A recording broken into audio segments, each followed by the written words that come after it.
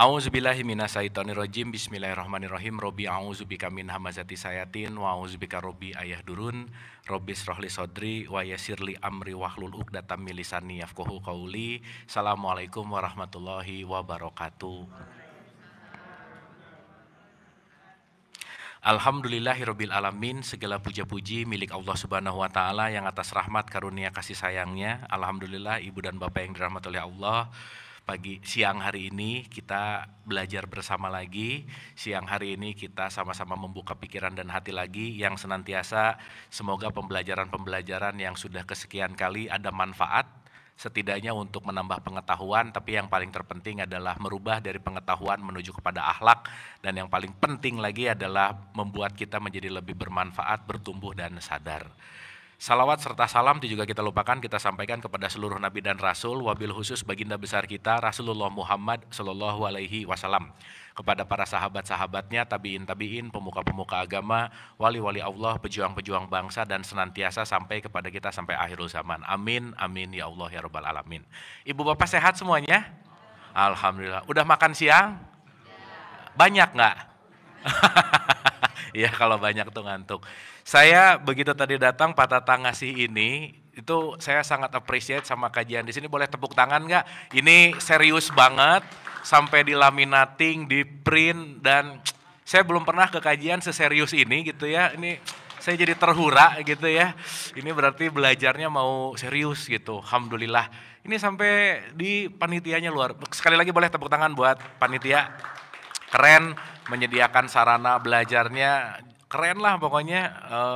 Sampai di ini, ibu bapak ini jangan hanya dibawa pulang terus nggak diapa-apain, tapi ya ini udah dilaminatingin. Semoga ini menjadi peta kita untuk kita menyadari sesuatu gitu, karena peta ini kita akan pakai dalam 10 pertemuan ke depan gitu, karena kita akan mendalami ini dan kita akan masuk, karena nanti mau bicara syahadat, sholat, puasa, zakat, haji, sangat berkaitan sama peta ini gitu.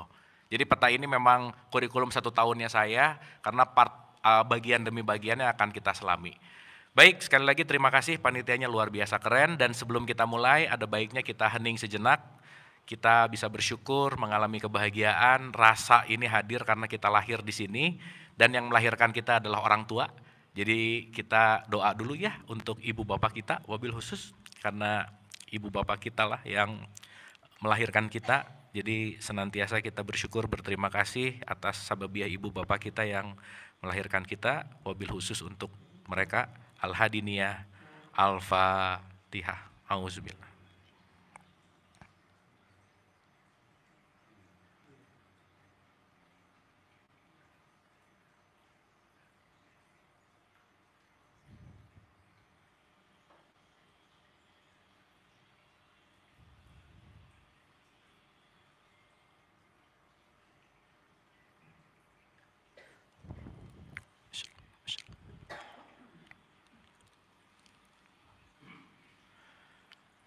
Amin, amin, amin ya Allah ya Rabbal Alamin. Terima kasih Ibu dan Bapak, senantiasa jiwanya lebih santai, rileks, tenang. Pembelajaran yang asik adalah yang nggak pikirannya loncat depan belakang. Jadi kita lepasin dulu yang kita genggam gitu.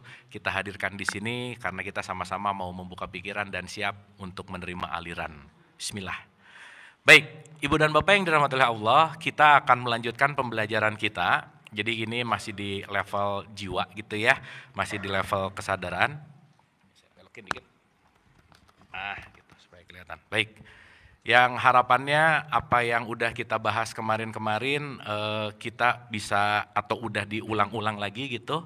Dan pengulangan-pengulangan itu memang sangat penting, karena pengulangan itu juga pasti di dalam setiap pengulangan ada part atau bagian yang kita luput, jadi kita nambah lagi, dan nambah lagi. Makanya kenapa Quran itu ayatnya diulang-ulang, Ibu dan Bapak, karena pengulangan itu yang akan membawa kita bertumbuh gitu.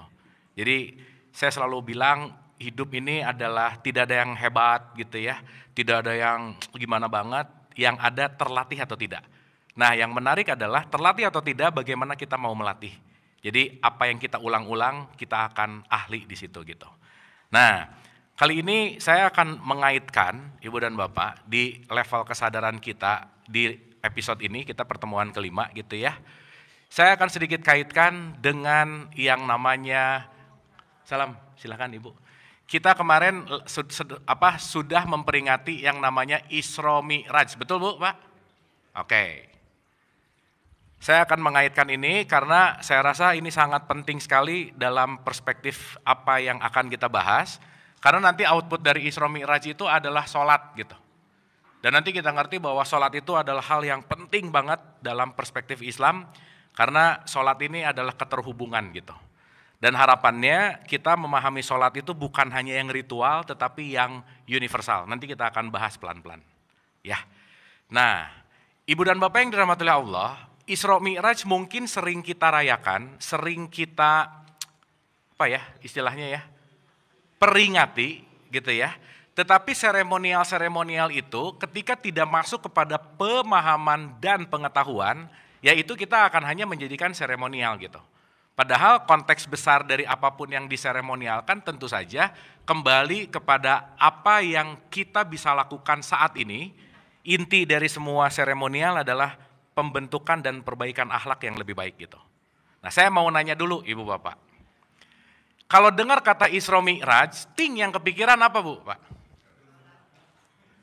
Hah? Salat, apa lagi? Perjalanan, terbang gitu ya. Dan seterusnya, betul ya?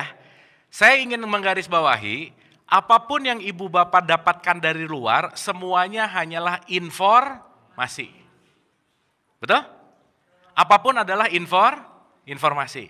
Pertanyaannya, si informasi ini penting untuk diinternalisasi sebagai sebuah yang namanya belief gitu.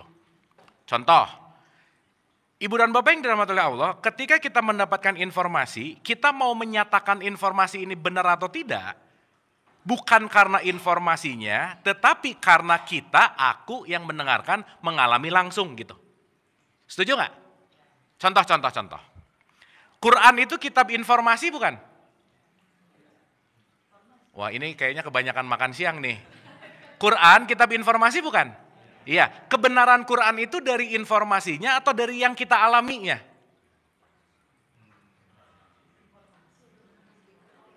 Contoh, Quran ngasih informasi, orang-orang yang bersedekah baik lapang maupun sempit di siang dan malam hari, dia akan mendapatkan tidak sedih dan dia happy lah gitu intinya. Kira-kira Ibu dan Bapak begitu baca ayatnya, dengar ayatnya, itu masih jadi informasi nggak? Udah kebenaran belum? Kenapa? Nah, mantap. Oke? Contoh, ada kue. Saya bilang, Ibu Bapak kue ini enak banget. Informasi bukan? Ibu Bapak tahu ini enak atau enggak gimana? Enak diicip. Sip? Berarti informasi ini akan valid ketika sudah diinternalisasi dalam bentuk yang namanya pengalaman. Sampai sini oke? Sampai sini oke? Dapat? Berarti pertanyaannya, apa yang dituliskan Quran penting kita alami nggak? Penting. Maka kalau Ibu Bapak cuman pinter membunyikan tapi tidak mengalami, selesai membunyikan ngomong Shadaqallahul Azim, berarti itu hanya mengiyakan informasi, tapi begitu ditanya, ngalamin nggak? Enggak. Betul nggak? Makanya ada kata-kata di Quran yang keren banget, kabura maqtan indallahi antakulu malataf'alun. Kebencian dalam tanda petik di sisi Allah, kamu ngomong aja tapi kamu tidak melakukan.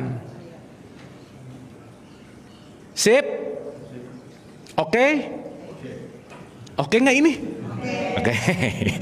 Berarti penting nggak merubah informasi menuju kepada pengalaman?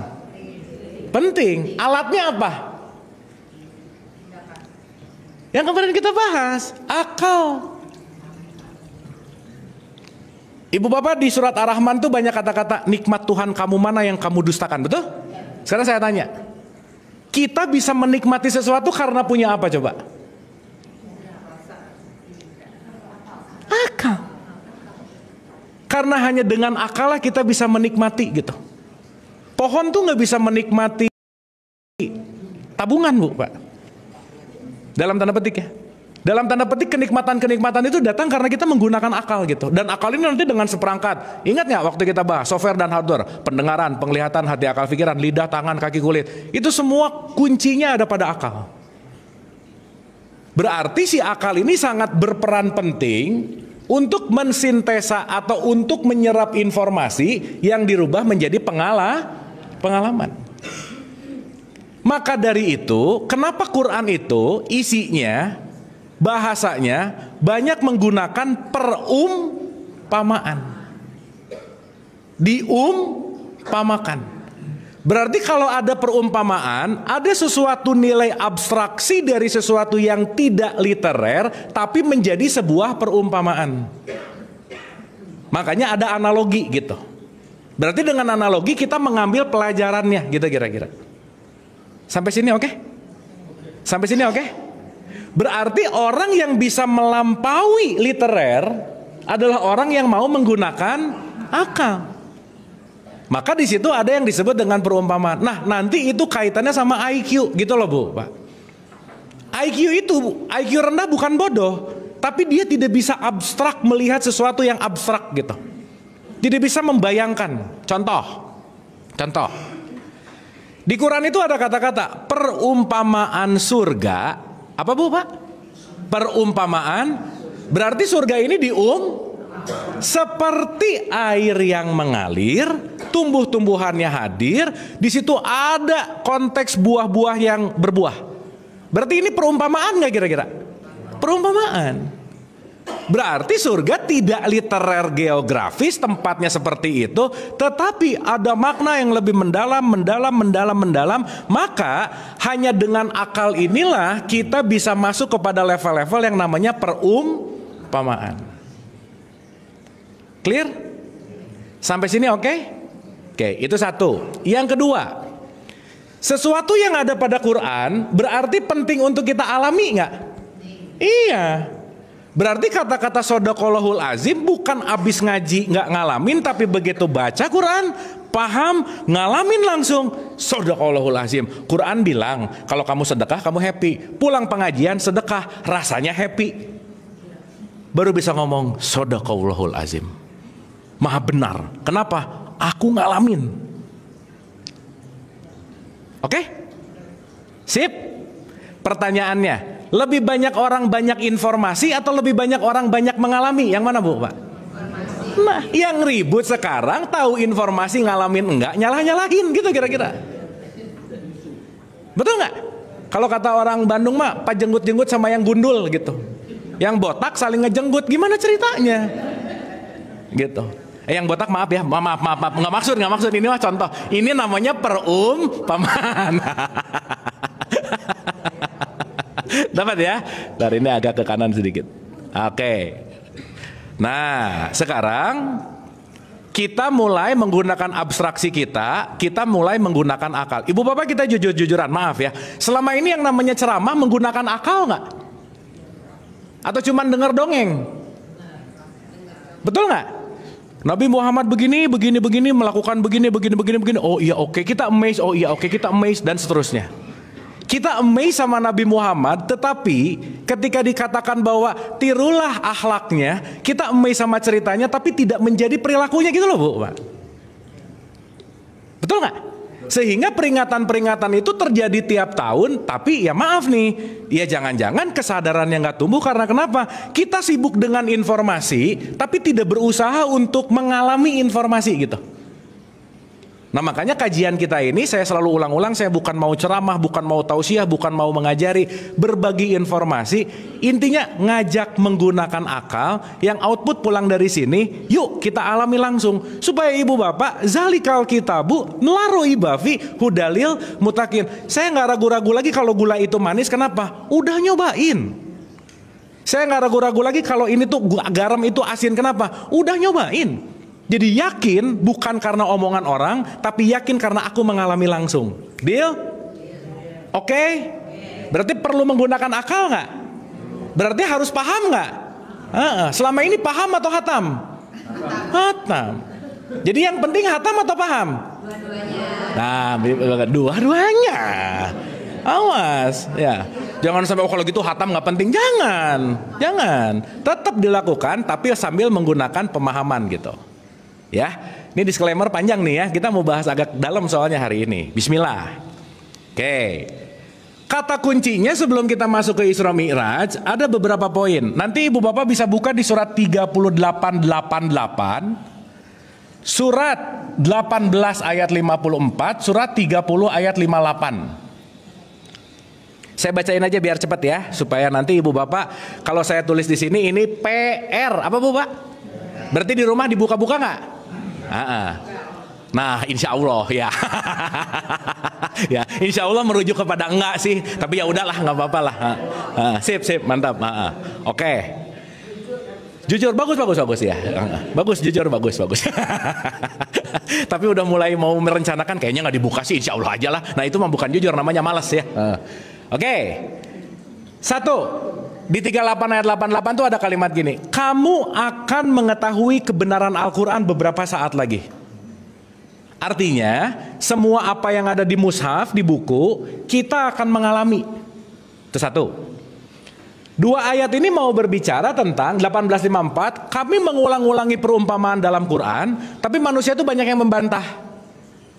Di 3058 Quran itu isinya adalah perumpamaan. Ibu dan Bapak boleh nggak kita mendalami sedikit melihat Isra Mi'raj dari sebuah perumpamaan agar Isra Mi'raj bisa kita lakukan dalam konteks keseharian, boleh nggak? Sip, mantap. Supaya kita mengambil sebuah yang namanya esensi. Nah gitu. Contoh. Wudhu pada esensinya waktu kumur-kumur bersihin karang gigi atau bersihin ucapan. Jadi kalau berwudu sering kumur-kumur tapi omongannya nyakitin hati orang mulu, berarti dia nggak wudu gitu. Sip. Artinya dalam semua apapun konteks pasti ada wilayah yang disebut esensi. Nah, bismillah ya, karena nanti sebentar lagi kita akan masuk ke sini. Dan Ibu dan Bapak, kita akan membuktikan dan mengalaminya langsung. Supaya Ibu Bapak nggak ada keraguan dan paham, oh ini adalah salah satu sudut pandang yang bisa kita gunakan dalam keseharian gitu. Ya, ingat ya, setiap apapun yang datang ke kita puzzle, Ibu Bapak kunyah, Ibu Bapak selami, jangan main iya. Kita penting untuk menggunakan critical thinking. Jangan main iya dulu, kunyah dulu, alami, rasakan, dan nanti ketika udah mengalami langsung, di situ baru keyakinan akan muncul. Contoh. Isra itu artinya adalah perjalanan, journey. Makanya kalau merujuk kepada bahasa Quran, perjalanan menuju Allah, Tuhan, dalam perspektif bahasa yang lain, Tuhan itu disebut Eloi. Maka ada yang disebut Israel. Pernah dengar nggak? Ini nggak ada urusannya sama yang lagi ribut, nggak ada sih. Jadi Bani Israel adalah sekelompok kumpulan orang yang sedang melakukan perjalanan menuju Tuhan. Sampai sini oke? Artinya apa? Kalau orang sudah mulai menyadari bahwa saya mau menuju Tuhan, dia berarti akan melangkah menuju mendekat kepada Tuhan. Gampangannya begitu. Sampai sini clear? Oke? Berarti kalau begitu dalam perspektif ini Isra itu adalah sebuah perjalanan, Mi'raj itu artinya naik. Makanya Aroja itu tangga adalah tempat naik. Ya, itu 1. Sehingga nanti digambarkan Nabi Muhammad melakukan perjalanan dari Masjidil Haram ke Masjidil Aqsa dalam waktu berapa kecepatan cahaya lah bla bla bla bla apa. Oke lah, that's fine. Tapi yang ingin saya elaborasi adalah bukan ceritanya, tapi cerita itu apa yang bisa kita lakukan gitu kira-kira. Sampai sini oke? Ibu Bapak saya mau nanya, Nabi Muhammad mengalami Isra Mi'raj nggak? Kok diam? Mengalami. Berarti kalau kita, contoh, Nabi Muhammad mencontohkan nggak berarti? Contoh. Kalau Nabi Muhammad puasa, kita harus?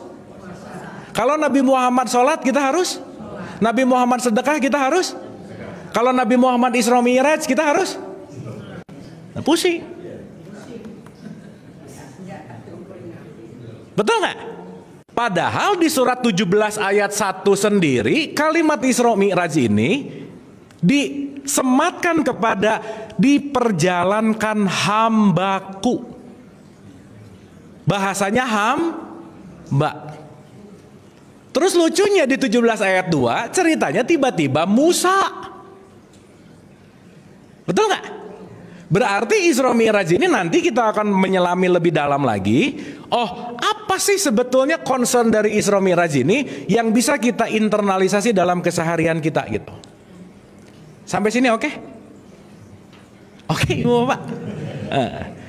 Ibu Bapak kita penting ngosong-ngosongin dulu yang lama-lama ya. Oke. Dan ini saya tidak berbicara ini paling benar, tidak berbicara ini paling presisi, setidaknya menambah puzzle-puzzle untuk kita renungkan. Setuju? Sip ya. Karena boleh jadi kesempitan pengetahuan kita yang tiba-tiba bilang ini benar ini salah karena kitanya nggak tahu gitu loh Bu Pak. Maka hashtag kita, semangat kita, sebanyak-banyak yang kita tahu, lebih banyak yang kita nggak tahu.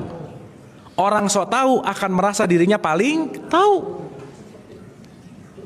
Padahal ketika kita udah merasa tahu, pengetahuan akan berhenti gitu. Sampai sini clear? Oke? Oke, pertanyaan. Kalau gitu, saya akan menggambarkan bahwa the journey naik, perjalanan naik ini, apa sih yang naik gitu? Dan naik kemana? Betul nggak? Ibu Bapak kalau pernah dengar ceritanya Isra Mi'raj, Nabi Muhammad naik kemana? Langit itu di mana? Nah, mulai ini. Ibu Bapak kalau saya nanya, langit nunjuknya kemana? Bu, ini mah langit beda. Terus kalau di luar itu langit awan. Ibu Bapak kalau di luar ngelihat di atas itu ngelihat langit atau ngelihat awan? Berarti saya mau nanya langit itu apa?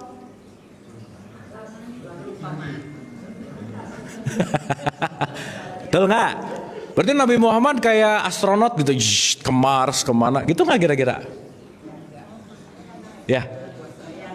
Bayangannya begitu, ya nggak apa-apa juga. Tetapi karena kita mau menginternalisasi, apa yang bisa kita ambil pelajaran dari perspektif yang berbeda gitu. Oke Ibu Bapak? Nah sekarang kita mulai belajar dari kata-kata perumpamaan. Jadi saya mau ngegambarin dulu, journey naik, perjalanan naik, itu kira-kira kayak naik anak tangga, 1, 2, 3, 4, 5, 6, 7. Dari derajat 1 naik ke 2, naik ke 3, naik ke 4, naik ke 5, naik ke 6, dan naik ke 7. Sekarang saya tanya, kita bisa ngomong naik karena di sini, di atasnya di sana, betul? Kalau kita lagi ada di space, di luar angkasa, atasnya di mana Bu Pak?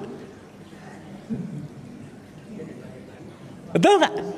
Ke atas lah, semua atas coba. Betul nggak?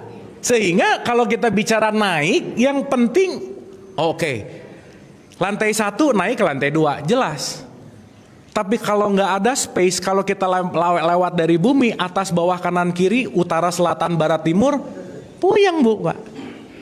Betul nggak? Berarti pertanyaan dasarnya adalah, yuk kita memaknai yang naik apanya dan yang naik kemana, gitu kira-kira. Ya, nah sekarang kita akan masuk ke dalam konteks begini. Ibu dan Bapak yang dirahmati oleh Allah, nanti kaitannya sama apa yang akan kita bahas, ini nanti saya akan kaitkan dengan perspektif tasawuf gitu ya, supaya nanti kita akan paham. Dan 7 itu selalu dipakai di mana-mana sih, tawaf 7, sa'i 7, langit 7, rokaat 1 7, berjamaah 2 7, hari 7, macam-macam lah.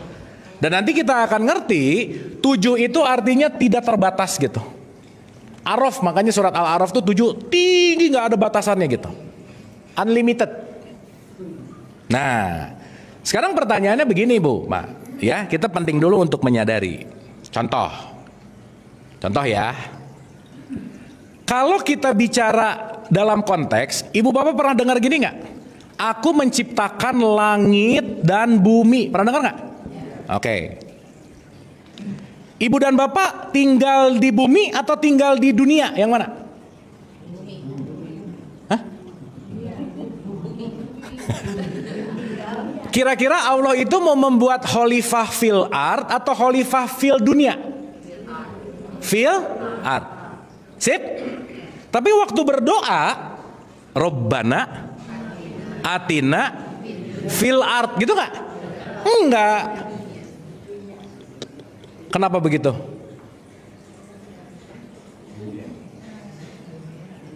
Ayo, bingung nggak? Betul nggak?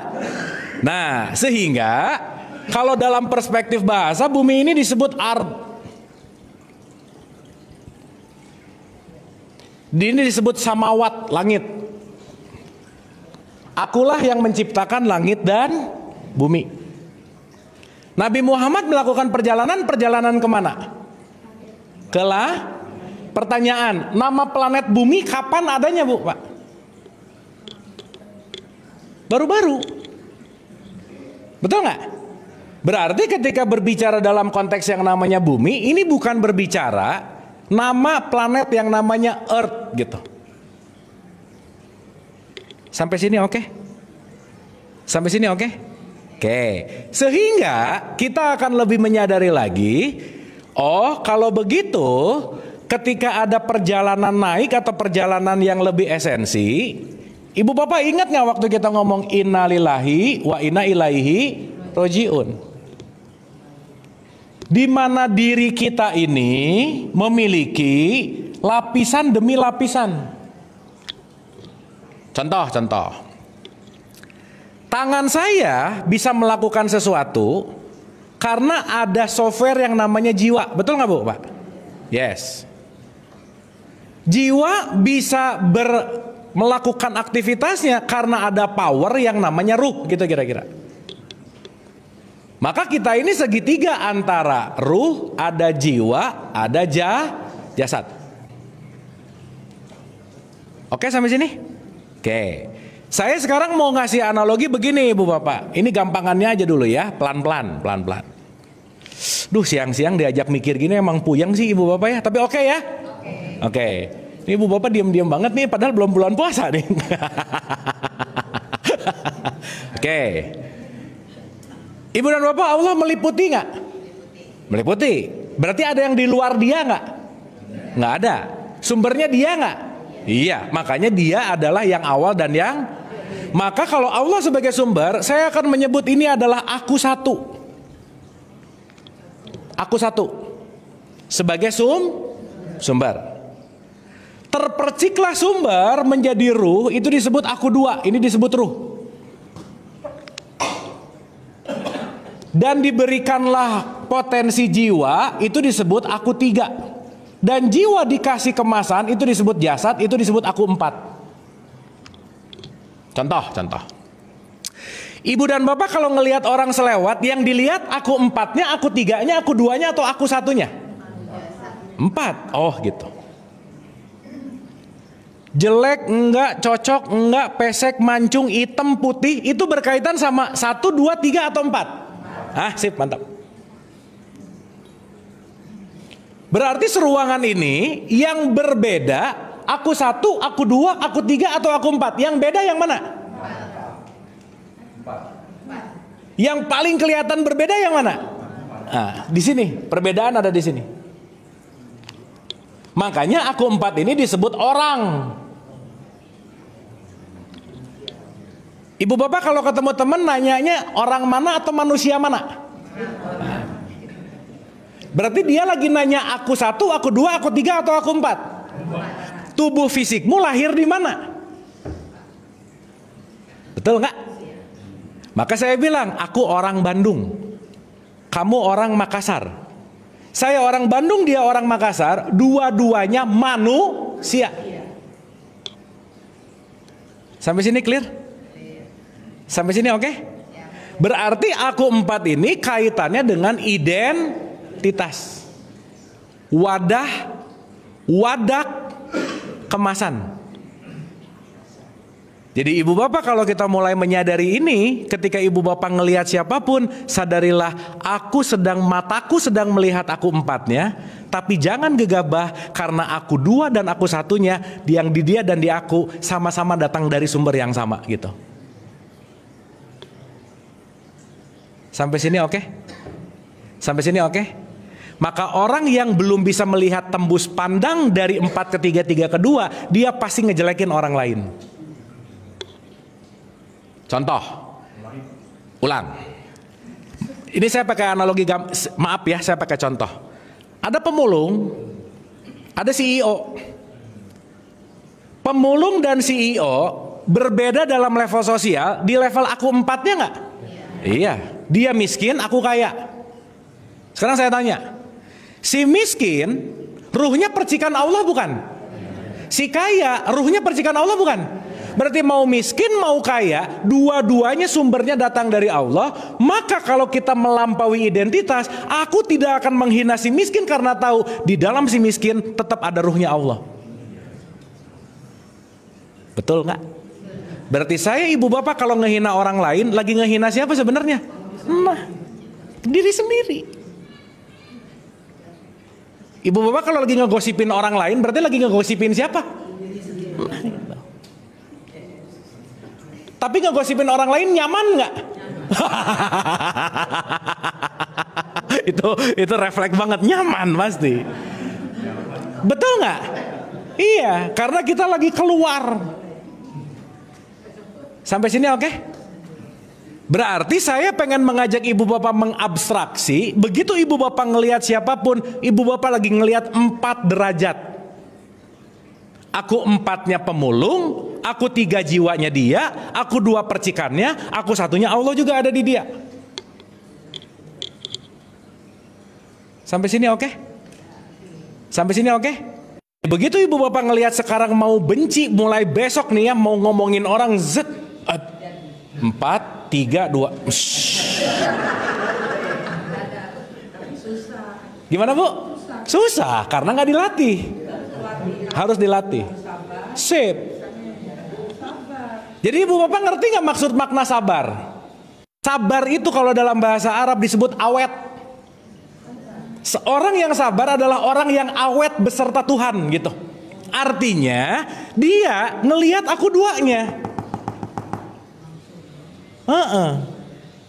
Tapi ibu bapak maaf ya, refleks yang kita nilai pasti aku 4-nya nggak? Begitu ngelihat selewat ngelihatnya, itu langsung terekam di memori, masuk kerudungnya hijau, bawahannya kuning apa langsung ngomongin ke ini pelangi mau kemana ya gitu. Betul nggak? Berarti ketika kita terjebak di aku 4, kita sedang menilai sesuatu yang ilusi. Sip? Oke? Untuk memudahkan kita sama-sama paham, ibu bapak ini kita lagi bahas agak dalam sedikit, tapi saya lagi mencoba cara gimana caranya simple. Bumi itu aku 4 kita, jasad. Langit itu aku 2 kita, roh. Maka ada jasmani, ada ruhani. Maka aku menciptakan langit dan bumi bukan awan, bukan. Ada jasadnya sebagai wadah, ada isinya percikanku, gitu kira-kira. Berarti perjalanan Isra Mi'raj ini perjalanan fisik atau perjalanan ruhani? Makanya fisiknya Nabi Muhammad nggak kemana-mana. Ada dalam satu keterangan ketika memang ibu bapak waktu Isra Mi'raj nggak ada buktinya. Tapi sekarang kita kalau ngikutin dongeng-dongeng mulu, tahu dongengnya, takjub dengan dongengnya, tapi apa maknanya gitu loh Bu, Pak. Paham nggak? Sip. Di satu keterangan ada kalimat gini. Bahkan tempat duduknya Nabi Muhammad selesai ini, tempat duduknya masih anget. Pernah dengar nggak Bu? Betul ya? Berarti kalau masih anget, tubuh fisiknya gerak-gerak nggak? Enggak. Sip. Ini ibu bapak kalau sekarang lagi duduk terus pergi, bekas duduk ibu bapak dipegang ada anget-anget nggak? Berarti fisik tetap ada. Dalam konteks kalau ada keterangan itu terjadi artinya apa? Oh, itulah nanti yang akan disadari, perjalanan ke langit bukan tetapi perjalanan meruhani. Perjalanan melampaui jasad, jasad dilampaui ke jiwa, jiwa dilampaui menuju ruh. Nah, udah lewat ruh di sini, nanti satu melebur gitu. Ini sampai sini oke nggak? Aduh, diam gini ibu bapak, oke nggak ini? Oke. Berarti pertanyaan saya, maaf ya, perjalanan kita dari jasad ke ruhani juga bagian dari perjalanan kita nggak? Iya. Dan ibu bapak jangan menyangka bahwa ini tuh terjadi sekali udah, nggak gitu juga sih gitu. Dalam artian, biarkanlah dongeng-dongeng itu terjadi, tapi kita mengambil cuplikan-cuplikan sebagai pemahaman dan gak usah berantem juga. Tapi aku memaknai bahwa, oh, perjalanan ke langit adalah perjalanan menuju ruhaniku gitu. Maka outputnya adalah sholat. Sholat itu artinya apa sih Bu Pak? Terhubung. Terhubung dengan apa? Terhubung dengan aku satu, terhubung dengan Allah. Berarti kalau udah terhubung sama Allah, 4, 3, 2 gak ada. Yang hadir hanyalah Allah. Sampai sini oke? Sip? Oke gak ini ibu bapak? Nah, berarti ibu bapak lagi ngelihat bumi saya gak? Ini? Iya dong. Sip. Tetapi apakah kita ini hanya bumi? Kita juga punya sesuatu yang namanya ruhani. Maka sesuatu yang tidak tampak dalam bahasa Quran disebut goib. Ibu bapak bisa ngelihat orangnya, tapi perangainya nggak kelihatan, tapi tertampak dari perilaku. Betul nggak Bu Pak? Jadi ibu bapak jangan ketipu ketika orang tuh mukanya kalem banget, tenang. Di dalamnya bisa berantem, overthinking lah, stres, depresi. Bisa nggak begitu? Nah gitu. Bisa jadi. Makanya kita jangan ngelihat, aduh tetangga enak banget. Belum tentu Bu Pak. Iya enak ya, rumahnya gede apa, pusing juga sih gitu. Nah sekarang saya tanya, potensi yang lebih besar yang kelihatan atau yang nggak kelihatan? Itulah kenapa berimanlah kepada yang goib. Berarti kita ada tampakan fisik? Ada tampakan non fisik. Berarti ada kegoiban gak dalam diri kita? Berarti ibu bapak makhluk goib bukan? Gitu. Sip. Karena gak kelihatan. Contoh, ibu bapak bisa ngelihat orang sholat gak? Nggak bisa, yang dilihat gerakannya. Tapi sholatnya dirasa. Kenapa? Kalau orang selesai sholat, jiwanya tenang, ketenangannya akan kerasa sama sekitarnya.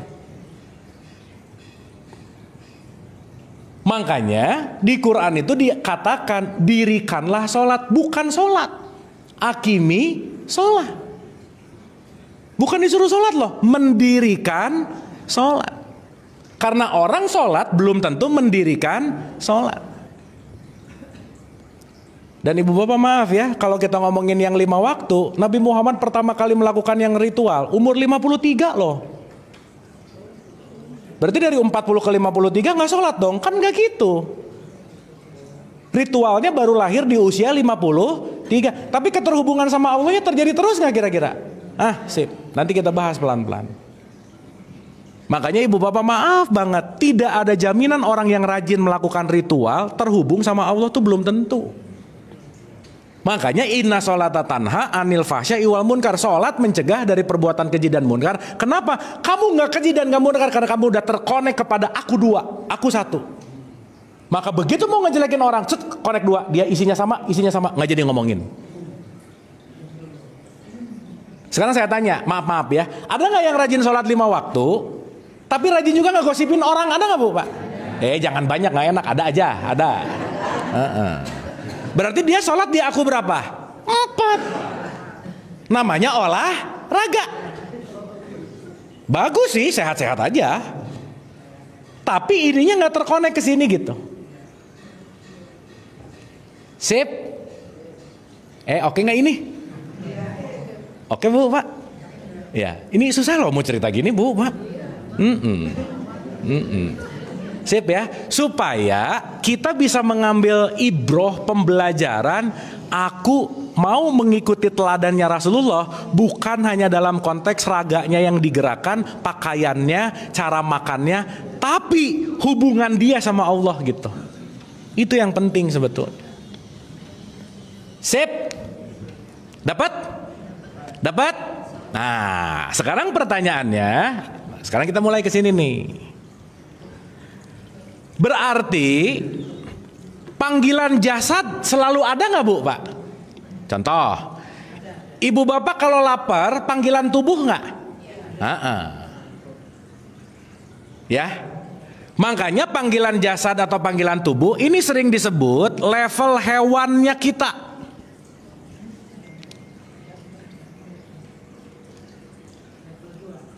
Di aku satu, contoh, ibu dan bapak maaf ya, kalau kita hidup hanya untuk makan, minum, reproduksi, itu urusan hewani namanya. Makanya nanti Quran ngomong, kamu dikasih pendengaran, penglihatan, hati, akal, pikiran, gak dipakai. Apa bedanya kamu sama hewan ternak gitu kira-kira. Maka kalau hidup cuma urusan makan, minum, reproduksi, makan, minum, reproduksi, gak ada bedanya sama sapi gitu kira-kira. Kambing. Makanya perjalanan Quran dari sapi menuju manusia. Artinya apa? Meningkatkan level hewani menuju level yang namanya manusia. Sip ya. Makanya dalam satu perspektif filsafat disebut manusia itu adalah hayawan natikun, hewan yang berakal. Berarti kalau jarang pakai akal jadi apa? Hewan. Quran loh sampai ngomong, kamu bedanya sama binatang ternak apa? Jangan-jangan kamu lebih sesat dari mereka gitu. Sip? Oke? Berarti kalau sekarang saya mau melampaui urusan badania, aktivitas badania harus dikurangin nggak Bu, Pak? Kalau saya nggak mau terikat gini, ibu bapak ini hidup makan untuk hidup atau hidup untuk makan, yang mana? Yang bener ah. Makan kalau lapar aja atau kalau lagi pengen nyemil, yang mana?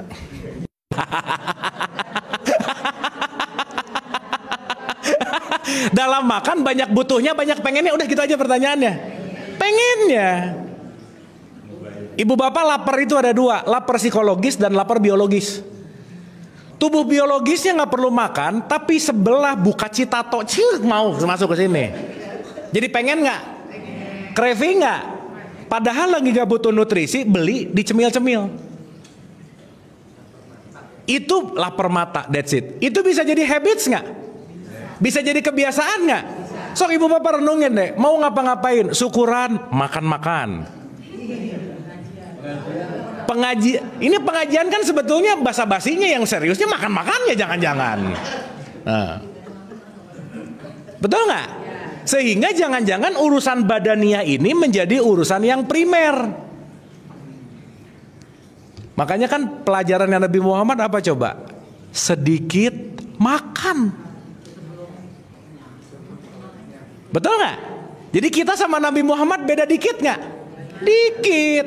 Kalau Nabi Muhammad sedikit makan, ibu bapak sedikit makan gitu. Beda dikit berarti. Dikit doang sih bedanya. Dapat ya maksud saya ya? Berarti pertanyaan saya, tubuh biologis ini perlu dilakukan maintenance nggak untuk melampaui? Itu namanya puasa. Nanti kita bahas. Kenapa harus ada puasa? Supaya kita tidak terjebak hanya dalam keinginan tubuh biologis. Berarti perlu dibatasi nih. Maka ibu bapak maaf ya, orang akan sulit masuk kepada level kesadaran kalau nggak ngejaga makannya. Udah. You are what you eat. Semua penyakit dalam hidup datang dari apa yang kita makan. Ibu bapak singa hewan buas nggak? Buas nggak? Dia cuma makan kancil loh. Ada hewan yang lebih buas dari singa. Daging dimakan, tumbuhan dimakan, jamur disikat juga, temen dimakan juga. Ada ya gitu nggak? Iya. Jadi kalau ngomong singa tuh buas ya, jangan-jangan yang ngomongnya lebih buas dari singa gitu. Temennya aja dimakan, misalnya. Ya, dapat ya? Berarti nanti kita ngerti kenapa activity fisik itu penting. Jadilah yang namanya ritual. Maka ritual ini dalam perspektif sholat nanti kita akan ngerti bahwa sholat itu perlu banget yang namanya tumak ninah. Tumak ninah itu di aku 4 tuh. Khusyuk di aku 3. Kalau orang udah tumanina dan khusyuk, baru dia mi'raj gitu kira-kira. Maka sholat adalah mi'rajnya mukmin. Lah gimana mau khusyuk? Allahu Akbar, rakaat 2, rakaat 3. Ada gitu nggak? Berarti aku 3-nya goyang, aku 4-nya nggak khusyuk, nggak tumanina. Gimana mau nyampe terhubung ke aku 2, apalagi ke aku 1 gitu? Gimana Pak? Ya, itu bukan pikun sih, karena nggak melatih fokus Bu, Pak. Berarti jangan-jangan jiwanya banyak gejolaknya. Ibu Bapak, kemarin saya diundang sama Nahdlatul Ulama Fest dan moderatornya itu psikiatri. Menarik sekali. Dia bilang, Kang, banyak pasien saya yang rajin sholat tapi stres dan depresi hidupnya. Sekarang saya tanya, kalau orang rajin sholat yang mendirikan sholat, berarti sholat itu urusannya aku 4, aku 3 atau aku 2? Gini. Kalau orang cuman gerak-gerak, cuman menggugurkan kewajiban, berarti yang sholat hanya aku 4, betul nggak? Sementara kira-kira sholat itu urusan fisik, urusan non fisik? Dua-duanya. Berarti kalau mendirikan 4-nya sholat, 3-nya sholat, 2-nya sholat gitu loh Bu, Pak. Maka kalau 4, 3, 2-nya sholat, akhlaknya Allah yang maha welas asih jadi akhlaknya kita. Maka selesai sholat, salam kanan kiri, pasti damai. Betul nggak? Berarti jangan-jangan ini yang rajin sholat, cuman aku 4-nya doang yang sholat, aku 3-nya enggak, aku 2-nya apalagi, aku 1 udah nggak usah diomongin nanti kapan-kapan. Karena ini nanti peleburan dalam banget gitu. Sampai sini oke? Sampai sini clear? Oke. Ibu Bapak, ini tuh belum mulai sih sebenarnya, nggak apa-apa ya. Belum kan kita mau bahas. Mana? Iya ini. Tapi ada ya di sini ya masing-masing ya. Dah. Tapi sampai sini oke? Dapat ya? Dah, bismillah. Ibu Bapak, meskipun pemanasan ini lama, tapi Ibu Bapak kalau ngerti fundamental pemanasan ini, kita akan gampang untuk memahami nextnya gitu. Karena yang terpenting kita bisa mengolah pola pikir gitu kira-kira. Pertama, make sense gak ini Ibu Bapak? Masuk akal gak? Dapat gak? Sesuatu yang bisa masuk akal pasti bisa dikerjain. Kalau gak masuk akal, mau ngerjain apa? Itulah kenapa fungsinya akal. Sip? Oke? Berarti salah satu sunnah yang penting untuk kita ikuti dari Nabi Muhammad selalu menjaga asupan makannya. Sok Ibu Bapak, jangan terlalu banyak makan, itu penting. Makanya nanti ada puasa. Kenapa? Perlu diketahui, orang mati sekarang bukan kelaparan, tapi kelebihan makan. Kelebihan makan membuat aku 4-nya jadi nggak sehat. Kendaraan yang nggak sehat, di dalamnya nggak kemana-mana. Ibu Bapak mau punya Lamborghini, tapi mesinnya mati, bannya nggak ada, nggak bisa gerak. Maka ritual fisik itu penting. Oke? Dah, nanti kita bahas ini di Ramadan. Nah, sekarang kita bahas. Ibu Bapak sampai sini dapat sesuatu? Saya ulang sekali lagi, baru kita mulai, oke? Pertama, langit itu ruhani, bumi itu adalah jasad. Jadi ketika Allah menciptakan langit dan bumi, aku siapin wadahnya, aku siapin isinya. Sip? Dunia itu nanti di jiwa. Contoh, aku 2 percikan ruh di masjid ini semuanya sama nggak Bu Pak? Sama. Tapi pemikiran kita sama atau beda? Nah, dunia kita beda berarti. Berarti pemikiran yang beda datang dari mana? Lahir di tempat yang beda, keluarganya beda, pengajarannya beda, pendidikannya beda. Betul nggak Bu Pak? Maka setiap individu dunianya pasti beda nggak? Gitu. Maka nanti dalam konteks Nabi Muhammad selalu mengatakan selalu ada rahmat dalam perbedaan. Berarti kita dibikin berbeda untuk saling belajar nggak? Yes. Awas nih, jangan dikit-dikit beda kafir, beda bid'ah. Tar dulu. Karena berbeda belum tentu salah. Justru dengan perbedaan aku tahu ada warna yang lain. Ibu Bapak, langit warnanya apa? Iya, karena kita cuma bisa maksimal begitu. Tapi kalau dilanjutin, nggak ada warnanya sebetulnya. Sip ya? Berarti kalau kita mau memperkaya warna hidup, yang paling terpenting adalah jangan banyak menilai. Mendingan banyak mau belajar dari yang beda. Ketika belajar dari yang beda, apa yang bisa aku aplikasikan dengan kebaikan? Jangan dikit-dikit beda, salah, nggak cocok, sesat gitu misalnya. Tar dulu. Karena kenapa? Perbedaan itu adalah fitrah. Clear? Nah, pertanyaan. Kalau kita mau masuk ke aku dua, atau mau melakukan dalam tanda petik mi'raj, menuju perjalanan ruhani, syarat mutlaknya adalah jiwamu itu ada dalam kondisi yang mutmainah. Apa Bu Pak? Mutmainah. Ibu bapak bisa ngerasain perasaan jiwanya masing-masing nggak? Kadang gini, betul nggak? Kadang gini, betul nggak? Maka dalam perspektif Ibnu Arabi, dalam perspektif jiwa, dia membagi dalam 7 level. Nah, nanti ada di sini. Ibu bapak ini nggak usah dihafal ya. Tapi nanti 3 kali pertemuan lagi UTS kita ya, ingat UTS. Nah, ini UTS jangan sampai nggak datang. Saya cepat aja karena ini udah ada di catatan ya. Level paling rendah namanya amarah, naik menjadi lawamah, naik jadi mulhamah, mutmainah, rodiyah, mardiyah, kamilah. Supaya ibu bapak seenggaknya tahu per detik ini saya lagi ada di level mana.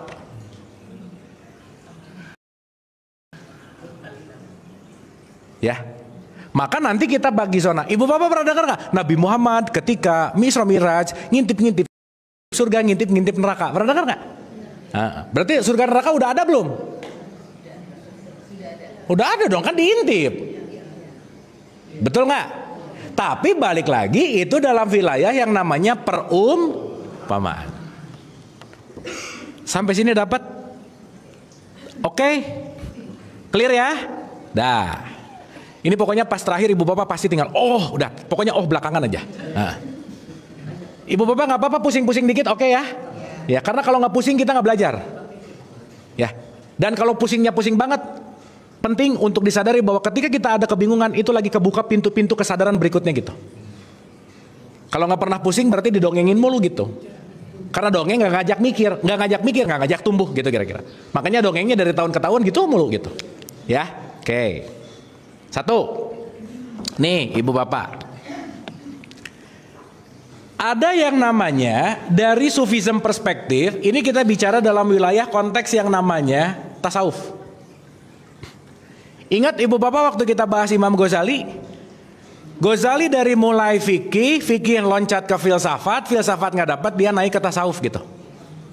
Jadi Islam itu luas. Islam bukan hanya urusan halal haram, no. Halal haram itu hanya bagian kecil dari Islam. Ya. Makanya kenapa titik beratnya tidak pada hanya konteks hukum tetapi pola berpikir yang namanya filsafat gitu. Namanya rasa. Makanya kalau udah masuk ke level rasa itu masuk ke dalam level yang namanya perspektif yang disebut dengan yang namanya tasawuf gitu kira-kira. Ya. Nah, sekarang gini ibu bapak. Contoh. Ibu dan bapak yang dirahmati oleh Allah, saya ulang. Kira-kira yang akan terkoneksi kepada ruh itu kualitas jiwa yang tinggi, baik atau rendah dan buruk yang mana? Baik. Saya ngomong rendah buruk tuh bukan ini mau menggampangkan aja gitu ya.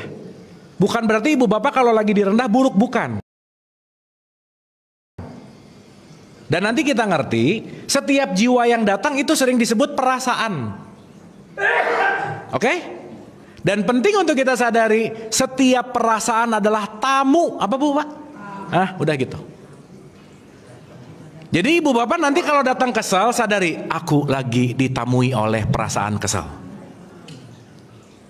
Kalau tamunya dikasih makan, dia betah. Bener gak ini? Maka kita penting memfilter tamu ini urusannya gimana. Kalau kira-kira dia cuma nganter gosen, nggak usah disuruh masuk ke kamar utama, di pagar aja. Betul nggak? Maksud saya ibu bapak, gak usah semua informasi dimasukin ke sini nih. Kalau urusan di sini beres, ya udah. Urusan di sini beres, ya udah. Nggak usah semuanya jadi baper gitu. Karena semua orang hanya akan berpersepsi sesuai dengan pemikirannya. Jangan pernah berharap dia ngikutin maunya aku. Setuju? Gini. Ibu bapak hidupnya ada masalah nggak? Banyak atau dikit? Banyak. Ya kelihatan sih, nggak apa-apa.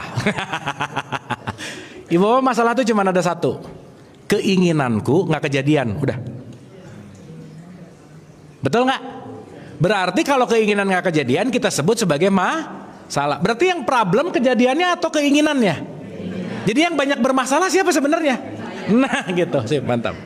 Maka jangan bilang gara-gara kamu sih. Kalau orang menyangka bahwa masalahnya selalu orang lain, berarti orang itu yang paling bermasalah. Oke? Oke? Nah, nanti kita akan bahas. Ada ruh, ada jiwa. Nah, kita sekarang bahas dulu spektrum yang namanya jiwa. Nanti akan bagi dua. Spektrum jiwa yang rendah disebut neraka, Bu, Pak. Apa? Nah, spektrum jiwa yang rendah, kelas jiwa yang rendah disebut neraka atau nar. Nar itu api, panas. Ibu bapak pernah nggak tetangga beli kompor yang panas gue gitu, pernah nggak? Tetangga beli mobil yang puyeng gue gitu. Ya. Ada kepanasan-kepanasan, berarti iri, dengki, hasad, benci semuanya itu ada di wilayah perspektif panas. Itulah disebut level neraka. Tetapi naik satu level lagi, ini disebut level jannah atau disebut surga. Inilah yang disebut jannah. Mengalir airnya, teduh, sejuk, adem. Itu level yang namanya surga. Sekarang saya tanya, kita merasakan sesuatu pada level fisik atau pada level jiwa sebetulnya? Jiwa. Terbukti ibu bapak sakit gigi, bobo, sakitnya nggak kerasa. Bangun sakit lagi. Bangun marah, ketiduran, nggak kerasa. Bangun ngambek lagi. Karena waktu kita tidur jiwanya ikut off. Betul? Jadi ibu bapak pernah dicabut jiwa nggak sama Allah? Pernah waktu bobo. Jadi ibu bapak kalau ketemu orang yang lagi gini nih, wis, lagi mau dicabut jiwanya nih, gitu. Gitu. Itu jiwanya lagi pelan-pelan fade away bahasanya, cetek, hilang aja. Tiba-tiba blank. Betul? Makanya orang yang jiwanya nggak tenang pasti susah bobo. Sip? Pertanyaan. Berarti siksa neraka, kenikmatan surga itu ada pada jasad atau ada pada jiwa? Jiwa.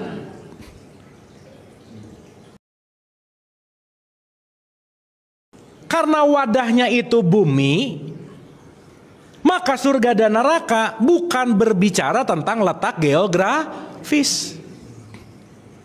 Berarti tergantung posisi jiwa kita. Oke? Sip? Nah, pelan-pelan nih. Ibu bapak ini sambil kita cerita, sambil ibu bapak dirasa-rasa ya. Supaya dirasa-rasa tuh gini, aku sering di mana nih? Iya. Dan itu yang penting, kejujuran, Bu, Pak. Maaf ya, hari ini banyak orang yang gak jujur sama perasaannya. So oke gitu. Kamu gak apa-apa, aku gak apa-apa kok. Mulutnya senyum, hatinya meriuk. Gitu. Ibu bapak pura-pura bahagia boleh kalau cuma lagi di foto, udah gitu aja ya. Supaya fotonya bagus gitu.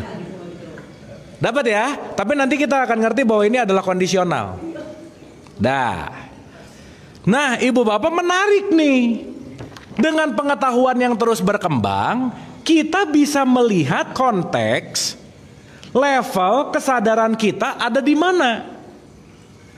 Nanti ya kalau pakai bahasa yang agak lebih dalam, aku satu itu energi,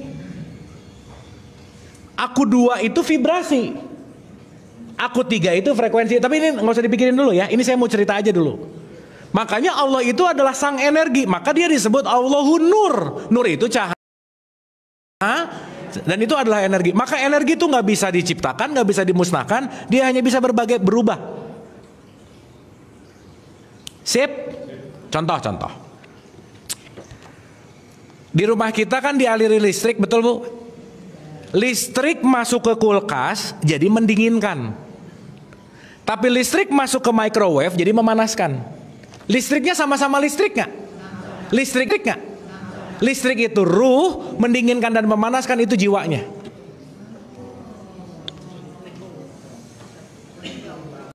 Kita energi nggak? Mau dipakai bikin panas atau dingin, yang menentukan siapa? Awas ngomong Allah yang menentukan, bukan. Sip, mantap gitu. Berarti hidup ada ujian nggak? Ada. Berarti yang menguji kita siapa? Pilihanku. Nah gitu. Awas jangan sekali, Allah engkau menguji aku. Kata Allah, menguji apa kamu yang milih? Allah, engkau menguji aku dengan pasangan, tahu gitu. Gimana udah dipilih? Ya. Betul nggak Bu Pak? Berarti kita hanya akan bertanggung jawab dengan konsekuensi. Nah Ibu dan Bapak, konsekuensi hidup intinya adalah ibu bapak mengambil keputusan di level jiwa rendah atau tinggi. Dah itu aja. Karena kalau ibu bapak mengambil keputusan di level neraka, yang datang adalah neraka. Ibu bapak kalau dengar neraka banyak negatif image-nya nggak kira-kira? Setrika. Itu yang nulis tuh kayak udah pernah aja gitu. Ya. Kan kayaknya belum pernah ada yang ke neraka selfie balik lagi aku di neraka. Nggak ada. Suka aneh-aneh memang. Tapi memang kita tuh senang yang aneh sih, nggak apa-apa ya. Perumpamaan. Ibu bapak penting untuk disadari. Saya mau nanya, punten ya, mohon maaf. Nabi Muhammad sampai mengumpamakan bahwa kasih sayang Allah selalu mendahului murka. Jadi kalau Allah mau murka, kasih sayangnya nyalip, nggak jadi. Kalau Allah mau murka, nyalip lagi nggak jadi. Itulah kenapa Allah memperkenalkan dirinya dengan welas asih, Rahman, Rahim. Ibu bapak, please, jangan berburuk sangka terhadap welas asih Allah yang mengatakan bahwa neraka tempat penyiksaan. Bukan. Tapi neraka tempat pematangan. Gosong. Ya jangan sampai gosong sih. Contoh, ibu bapak kalau beli steak perlu dibakar dulu nggak? Biar mateng nggak? Enakan daging yang mateng atau yang mentah? Maka pematangan untuk menjadi nikmat perlu api yang panas karena dia jadi mateng. Paham nggak ini? Berarti kalau ibu bapak sekarang lagi ada masalah, kesakitan, ditipu, dibohongin semua, itulah neraka untuk mematangkan kedewasaan kita, gitu maksud saya. Betul nggak? Berarti itu siksaan atau pendewasaan diri? Berarti neraka itu tempat penyiksaan atau tempat pendewasaan? Nah gitu. Makanya kita mending masuk. Ibu bapak, maaf ya, ibu bapak mau nggak mau masuk neraka, pasti masuk neraka. Kenapa? Karena kita nggak mungkin tidak melalui tahapan pendewasaan, tuh nggak mungkin. Di 1971 semua kalian akan mengunjungi neraka. Karena neraka adalah tempat pendidikan untuk mematangkan kedewasaan. Jadi ibu bapak jangan ada image jelek lagi sama neraka. Begitu ibu bapak lagi bete, lagi bad mood, lagi sakit, oke, aku lagi ada di neraka, tapi ini bukan siksaan Allah. Tapi Allah mau mematangkan aku. Kenapa? Karena aku mau dinaikkan menuju level yang lebih baik. Karena tidak ada ngomong kita ambil hikmah dari keberhasilan. Nggak ada Bu, Pak. Betul nggak? Yang ada kita ambil hikmah dari Jadi hikmah ada di tempat gagal atau di berhasil? Jadi mending yang mana?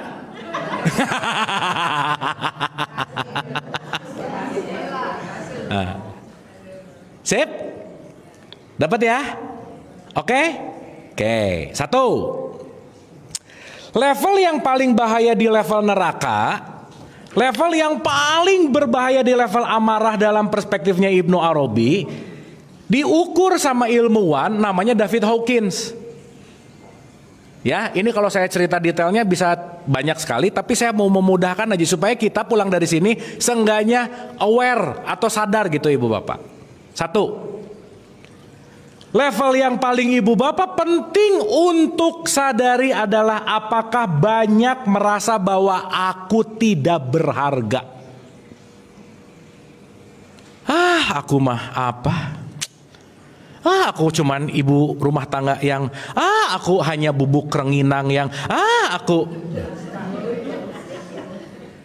Ibu Bapak, saya punya satu teman, kemarin baru kita live. Ini menarik Bu, Pak. Teman saya ini sudah mencoba 16 kali percobaan bunuh diri. Gak mati-mati. Dan kemarin saya wawancara, kita ngobrol, saya nanya, namanya Ade Binarko. Mas Ade, saya mau nanya. Sebenarnya saya udah ngobrol panjang sih, tapi karena kemarin baru live bareng, saya tanya. Supaya teman-teman juga bisa belajar. Mas Ade, dorongan apa sih yang Mas Ade ambil dan putuskan ketika Mas Ade mau melakukan hal itu? Dia jawab 1 Ibu Bapak. Dan ini jawabannya super mellow sih. Jawabannya gini, Kang, saya tuh dari kecil sampai sekarang umur 50 something, tidak pernah ada satu kata pujian pun dari orang-orang terdekat saya, ibu, bapak, maupun adik-adik, saudara dekat, gak pernah memuji saya, dia bilang. Padahal karya-karya dia tuh bagus banget, dia tuh seniman, tapi dia sangat merindukan pujian dari orang terdekatnya gitu. Jadi Ibu Bapak, sorry to say, maaf ya, kebiasaan pola urus, pola didik, pola generasi dari orang tua ke kita yang tanpa sadar kita wariskan ke anak-anak, di mana maaf banget ada anak yang lahir di orang tua, alah nah apa sih kamu cuman anak seorang ini, udahlah. Berarti ini bapaknya ngajak ke neraka nggak kira-kira? Mengajak anaknya untuk tidak bisa menghargai diri sehingga dia merasa bahwa diriku tidak berharga. Ibu Bapak, ini untuk kita belajar sama-sama ya. Pujian kecil ternyata bisa berdampak besar bagi jiwa-jiwa yang merindukan itu gitu. Sampai ada orang mau mencoba suicide 15-16 kali gara-gara 1 poin itu gitu. Artinya apa? Ketika kita ada di level paling rendah yang namanya shame, yang namanya rasa malu, yang namanya merasa diri tidak berguna, yang namanya menolak hidup, itu adalah level yang paling rendah neraka. Yang hati-hati kalau kita lagi mampir ke level ini, sadarilah bahwa itu lagi ada di level neraka paling jahanam namanya. Paling kerak. Oke? Jadi hati-hati dengan kata-kata, aduh aku tuh nggak bisa apa-apa, aku tuh orang, aduh aku tuh ibu yang gagal, aduh aku tuh terus dijelekin terus gitu loh Bu. Dan apa yang sering kita lakukan ke diri sendiri akan terrefleksi ke orang lain. Orang yang sering merendahkan orang lain itu ciri-ciri orang yang sering merendahkan dirinya sendiri. Udah pasti levelnya ya jahanam lah gitu. Gimana Bu? Kurang bersyukur. Atau emang enggak kali? Betul. Jadi Ibu Bapak maaf ya, 8 miliar manusia di muka bumi gak ada yang sama satupun meskipun kembar identik. Berarti ibu-ibu, bapak-bapak limited edition gak? Mahal gak? Nah gitu, jual mahal dong makanya. Maksud saya, kita memang ibu dan bapak memang tidak sempurna, tapi berharga. Karena kenapa? Tidak ada yang menyerupai. Itulah kenapa, sorry to say, gak bisa membandingkan satu dengan yang lain karena gak bisa dibandingin. Nah, lihat, tetangga nilai matematiknya 9. Kamu tuh 6. Bodoh. Dilesin matematik. Dibandingin gak? Kira-kira ibunya gak tahu juga sih bahwa anaknya memang berbakat di bidang olahraga. Cristiano Ronaldo, ibu bapak mungkin matematiknya nggak bagus-bagus amat sih, tapi sekarang jadi GOAT, greatest all the time player yang jumlah golnya paling banyak sedunia sepak bola. Yang artinya apa? Sesaat kita tidak mengenal diri, bagaimana mengenal potensi? Akhirnya apa? Merendahkan potensi. Itulah kenapa kalau kita bahasan ujung dari awal pembicaraan kita, mengenal diri itu penting banget. Kenapa? Orang yang tidak mengenal dirinya pasti nggak percaya diri, pasti tidak menghargai dirinya. Nah, nanti ini tuh sholat itu di situ gitu, Bu, Pak. Sholat itu tuh checking terus gitu. Makanya aneh kalau selesai sholat akhlak nggak berubah, tuh aneh. Berarti cuma di aku 4 gitu kira-kira. Sampai sini oke, Ibu Bapak? Oke nggak ini? Oke. Ingat ya, setiap orang pasti sering ada mampir-mampir ke level paling rendah, pasti ada, Bu, Pak. Dan kalau Ibu Bapak lagi mampir di wilayah-wilayah rendah, diterima dan diakui aja. Jangan pura-pura ketika lagi ada rasa malu, lagi nggak ada gini, aku baik-baik aja, aku baik-baik aja. Jangan. Semakin perasaan itu ditolak, dia akan menguat 3 kali lipat, lama-lama meledak.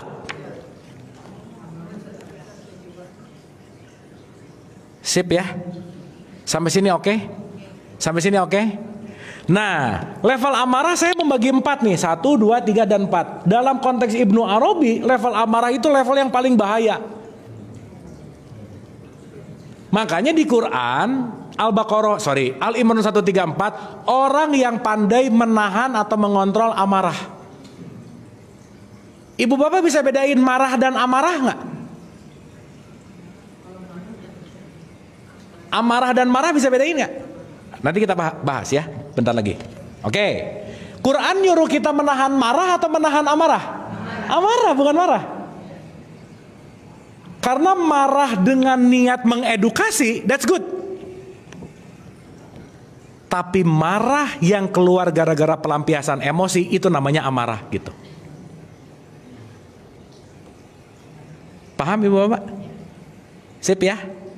Makanya kalau amarah outputnya jadi benci, outputnya jadi dengki, iri, gak enak lah gitu. Dan jiwa yang terkotori hal-hal itu, dia diberatkan dalam tanda petik, nanti banyak titik-titik kotoran. Inilah yang sering disebut dalam ceramah-ceramah kotoran hati. Makanya perspektif tasawuf selalu mengatakan tazkiyatun nafs, membersihkan hati. Salah satu cara membersihkan hati gimana caranya? Gimana aku mau membersihkan kalau yang dibersihin yang nggak tahu mana yang kotor, betul nggak Bu, Pak? Bersih-bersih yang mana? Pokoknya bersih-bersih aja, nggak tahu yang kotor yang mana. Nah, taunya kotor ketika kita mulai sadar. Simptom itu apa ya? Gejala-gejala rasa malu, rasa bersalah, apatis, kesedihan yang mendalam sering datang nggak gitu? Jadi saya mau agak dalamin begini. Level rasa malu itu paling rendah, paling bahaya. Shame. Nah, ibu bapak, maaf nih. Nomor 2. Aduh, aku tuh emang ibu yang nggak solehah jadi anaknya. Aduh, aku tuh ayah yang, aduh aku tuh disalahin mulu dirinya. Jadi rasa bersalahnya tuh tinggi. Udah gitu, begitu merasa bersalah dia ngerasa keren lagi.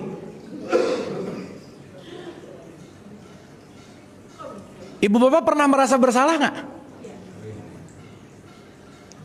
Ketika itu menjadi kecanduan merasa bersalah yang tidak diregulasi, merasa bersalah untuk melakukan perbaikan itu bagus, tetapi merasa bersalah yang jadi kecanduan itu akan menjadi penyakit hati gitu. Aduh, udah deh, aku nih. Aduh, udah deh. Ya pokoknya ini semua salah aku. Pokoknya aku yang salah, aku yang nggak benar, aku yang.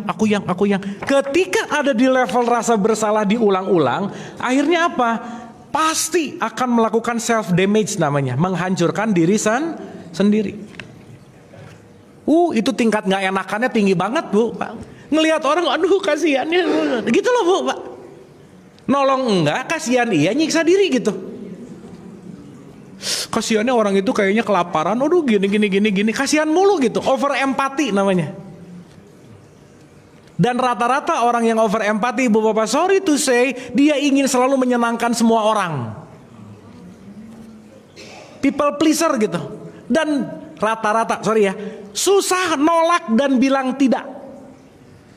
Dah, Ibu Bapak yang susah bilang enggak, susah nolak, banyak terjebak di wilayah-wilayah amarah gitu.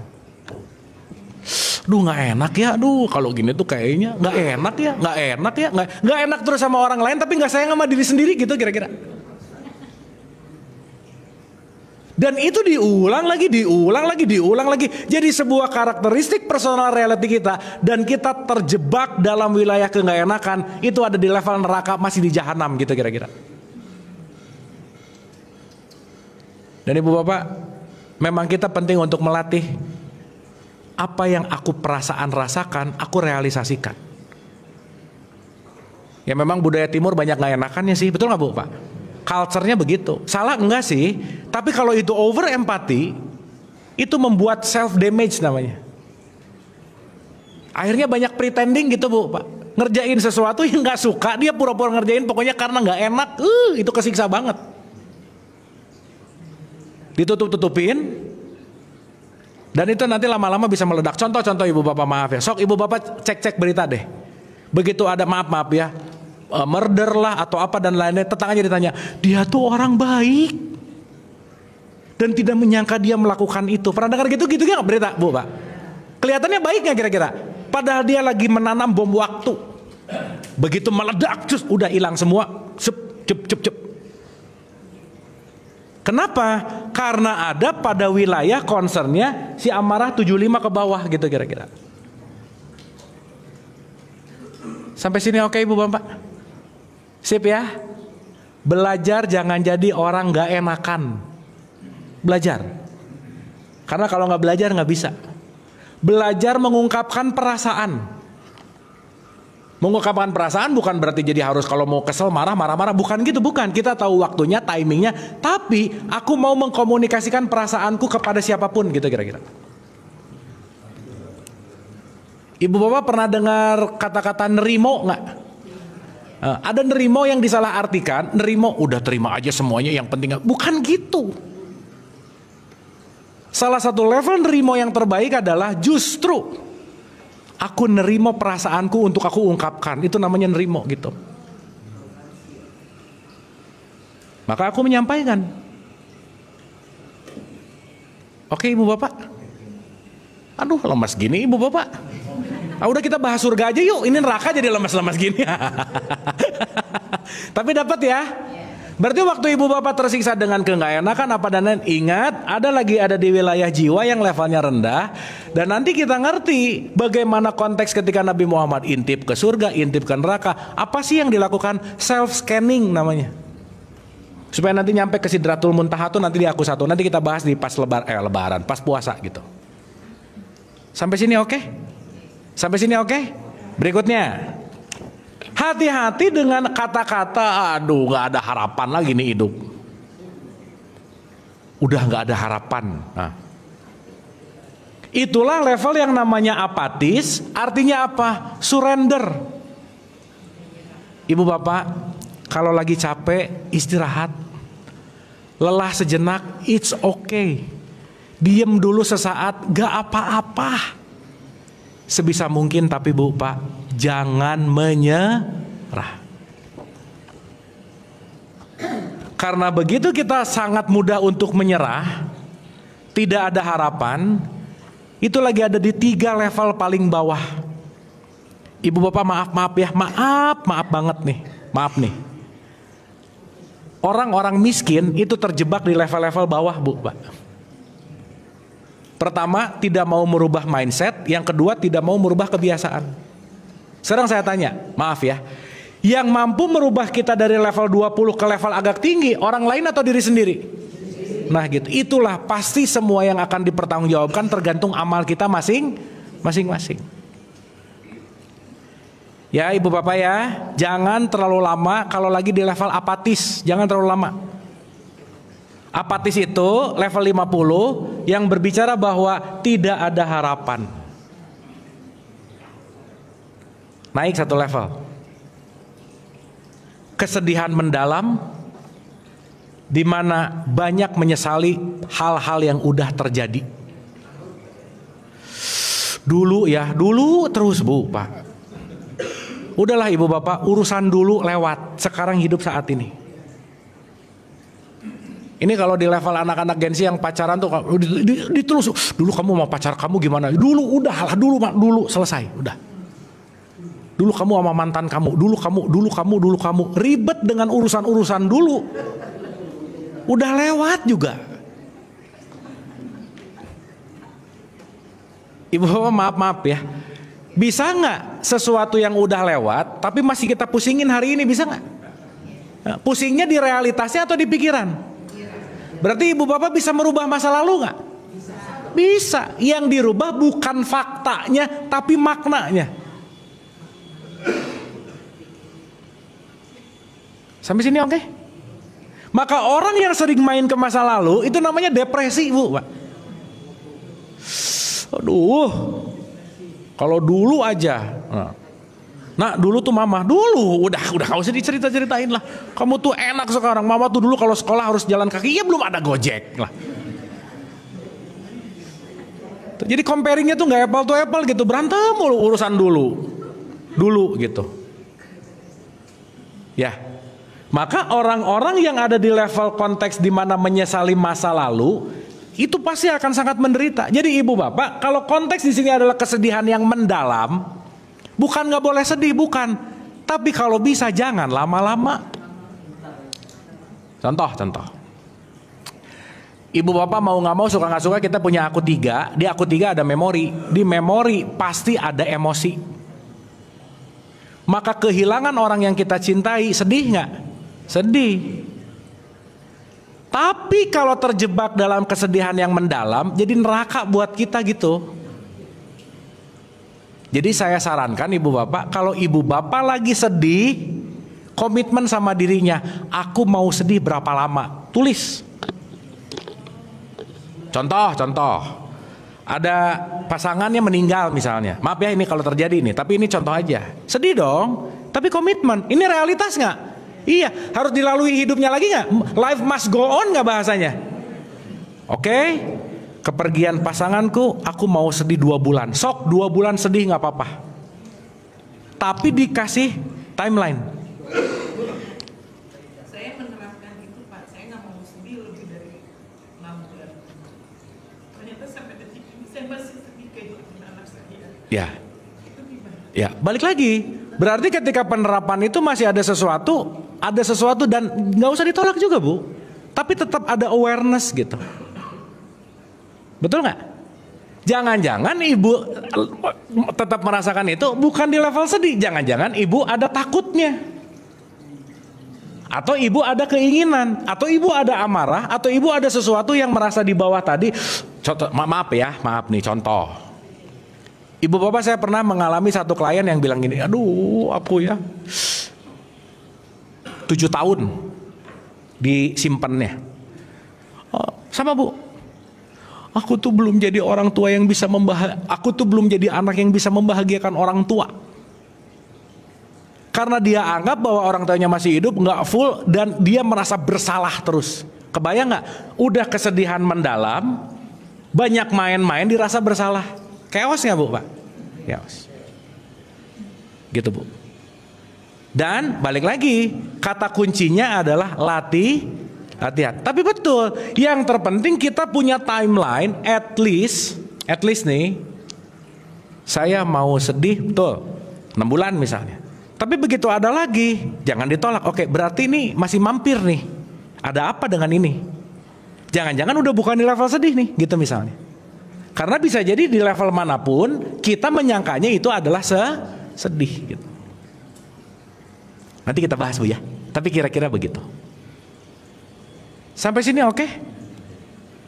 Iya oke Ibu Bapak nggak ini? Sip. Di level-level yang barusan saya ceritain, sering nggak mampir ke situ? Udah. Tapi sekarang disadari, aduh lagi mampir nih ke jahanam gitu. Nah, cara satu-satunya ibu bapak terlepas dari neraka jahanam level rendah, nomor 1, jangan memodifikasi perasaannya, diiyahin, diterima dulu, titik. Contoh, ibu masih ada sedih ketika anaknya meninggal, begitu rasa sedih, aku terima kesedihan ini dan it's okay untuk aku sedih. Itu nomor 1. Jangan sekali-kali begitu sedih datang, jangan sedih, jangan sedih, jangan sedih. Itu namanya menolak perasaan. Udah ditolak, kadang-kadang ditekan. Penolakan dan penekanan meledak lebih besar di kemudian hari. Oke? Sip? Nah, lama-lama si perasaan itu nanti diterima, kita bisa diskusi sama si perasaannya. Kamu kenapa sih datang mulu? Karena setiap perasaan yang datang pasti ada engagement emosi, dan emosi itu nanti yang bisa kita rilis. Ya. Letting go-nya nanti kita akan bahas 2 pertemuan abis ini. Tapi at least kita ngerti dulu ini kira-kira level-level ini yang kalau keseharian kita sering datang, tolong waspada. Sip? Oke? Naik satu level berikutnya, itu disebut dengan yang namanya banyak mau, Bu, Pak. Keinginan. Jadi di level keinginan itu pokoknya melekat, akhirnya pokoknya tipikal orang yang banyak mau, harus sekarang. Mau nggak mau, mama nggak mau tahu sekarang. Nah udah. Berarti kalau orang tipikal gitu lagi di neraka nggak kira-kira? Artinya apa? Dia sangat diperbudak oleh keinginannya gitu. Ya, tapi bukan berarti nggak boleh punya keinginan. Tetapi ketika kita lagi ada di level itu, lagi ada di level sekitar 125, hasrat melekat kepada sesuatu dan itu dijadikan sebagai yang namanya perbudakan. Ibu bapak, by the way, semakin atas, semakin powernya gede. Maksudnya, mending banyak keinginan daripada rasa malunya gede, gitu kira-kira. Mending kita banyak mau daripada nggak pedean gitu kira-kira. Kenapa? Karena ketika kita nggak pede, rasa malunya tinggi, levelnya ini rendah banget. Makanya ibu bapak jangan heran, dan ini penting untuk diketahui. Orang-orang yang lagi depresi, bensin tenaganya habis, dia pasti maunya diam di kamar dan nggak kemana-mana. Jadi please ibu bapak, kalau ada anaknya, cucunya, siapapun yang dia pengen ada stay, nggak mau kemana-mana, tolong hargai, jangan-jangan dia lagi ada di level ini gitu. Karena orang-orang lagi di level mental seperti itu nggak ada tenaga bu, pak, boro-boro pengen bersosialisasi, keluar kamar aja udah malas banget gitu kira-kira.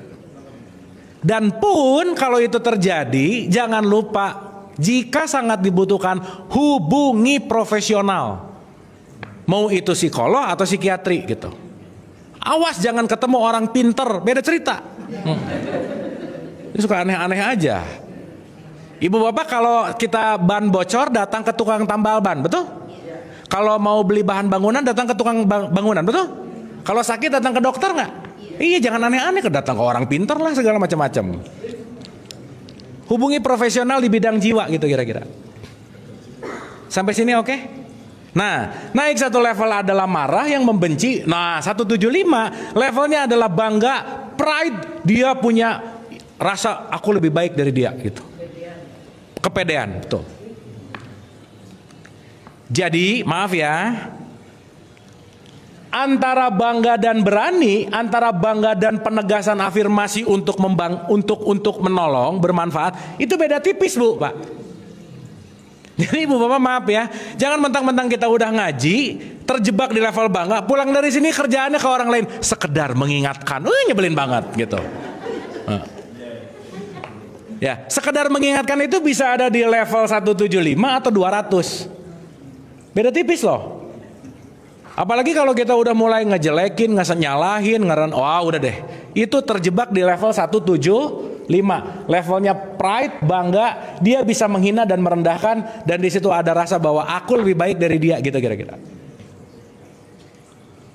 Nah, ibu dan bapak, semoga yang barusan saya ceritain, ibu bapak nggak terlalu banyak di level itu.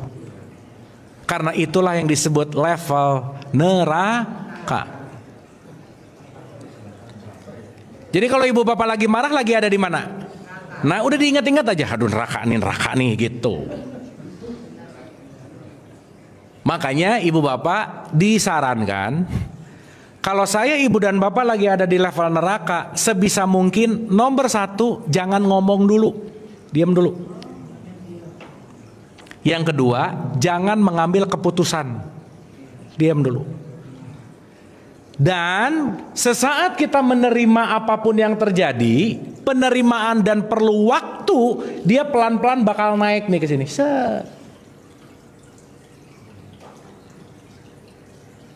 Nah, kita jam berapa asar ibu bapak? Oke, oh ya udah, ya. Ini kita abis ini selesai dulu ya. Ibu bapak ini nggak apa-apa, nggak cepet-cepet beres, nggak apa-apa ya. Nah, yang penting di dulu. Tapi kalau ibu bapak sadar lagi di neraka, berarti kebalikannya itu adalah surga gitu kira-kira. Sip ya. Makanya ingat nggak ciri-ciri takwa yang terakhir itu memaafkan, betul nggak?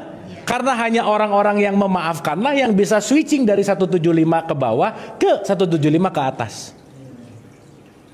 Nah, to be simple ibu bapak, Isra Mi'raj adalah perjalanan dari level paling bawah sampai ke Sidratil Muntaha, itu level paling tinggi. Itulah kira-kira.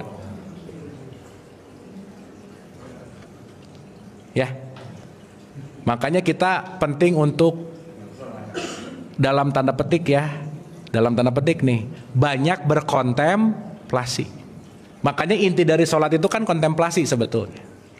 Nah, inti pembelajaran kita hari ini Ibu Bapak, tolong jangan sibuk mengawasi orang lain sehingga kita lupa mengawasi perasaan sendiri. Udah gitu aja. Karena tidak ada yang bisa mengawasi perasaan kita kecuali diri sendiri, dan orang lain bisa melukai kita, tapi tanggung jawab menyembuhkan tanggung jawabku. Dan gak ada tanggung jawab kita untuk menyembuhkan orang lain. Karena kenapa? Luka jiwa, luka-luka yang ada di sini, ini semuanya banyak yang kita belum sadari gitu kira-kira. Contoh terakhir, ibu bapak kalau benci atau marah sama orang, kira-kira orangnya duluan yang ada atau marahnya duluan yang ada? Nah gitu. Berarti bencinya udah ada belum di sini? Nah gitu. Berarti orang itu emang nyebelin atau mengingatkan bahwa kamu masih ada di level neraka. Betul nggak Bu Pak? Iya. Maka bersyukurlah banyak ketemu orang nyebelin Bu Pak. Iya. Karena mereka yang mengingatkan kita, oh ternyata aku masih ada ininya, oh ternyata aku masih ada. Betul nggak kira-kira? Karena tanpa mereka kita nggak bisa naik kelas gitu kira-kira. Oke? Sip? Sip nggak ini ibu bapak? Nah berarti make sense dong kalau sekarang kita bicara Isra Mi'raj adalah perjalanan untuk menyadari frekuensi jiwa kita lagi ada di level mana. Dan yuk kita praktekin itu sehari-hari supaya kita bisa menjaga diri, menjaga jiwa. Setidaknya ibu bapak, dalam perspektif David Hawkins, yang paling aman itu di level 200. Courage namanya, berani. Ada percaya diri gitu, antusias, itu aman di sini. Ya, apalagi nanti kita masuk ke netral, masuk ke optimisme, masuk ke forgiveness, masuk ke berpikir. Nah ibu bapak maaf ya, maaf. Kalau ibu bapak lagi marah, ibu bapak lagi nggak mikir. Berarti terpancing oleh emosi. Maka ketika marah, shut down berpikirnya. Maka orang marah melakukan hal-hal yang nggak masuk akal. Kenapa? Emang nggak dipakai akalnya. Sip? Berarti kalau kita lagi menghina orang, lagi merendahkan orang, lagi dipakai nggak pikirannya? Nah, nanti ibu bapak tolong direnungkan. Sehari-hari banyak berpikir nggak sih? Gitu kira-kira. Ya, kan pilihannya cuma dua. Ibu bapak ini banyak berpikir atau banyak pikiran? Udah gitu aja. Kalau banyak pikiran berarti di sini. Nih, mutar-mutar. Ya, kalau berpikir nanti ada di sini. Oke? Berarti yang menciptakan surga siapa? Yang menciptakan neraka? Mantap. Yang menentukan aku di surga atau di neraka adalah pilihanku terhadap jiwaku. Saat aku memilih di level rendah, aku akan menikmati konsekuensi di level rendah. That's your choice. Saya akan tutup dengan surat 13 ayat 11. Allah tidak merubah keadaan suatu kaum sehingga kaum itu merubah keadaan diri sendiri. Oleh karena itu tidak ada tempat untuk bisa minta tolong kepada siapapun kecuali aku belajar menolong diriku dan aku berserah total seutuh-utuhnya hanya kepada Allah. Gitu kira-kira. Oke? Sip. Itu saja ibu bapak. Ada pertanyaan dulu? Ibu nanti kita bahas ya. Karena itu pembahasannya di next sih sebenarnya. Tapi dapat gitu ya. Ya. Oh, iya pak. Iya. Iya gimana? Mungkin boleh pakai mic.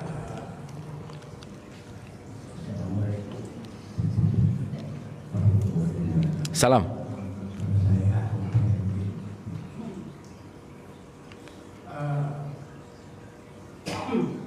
Saya melihat bahwa orang-orang kafir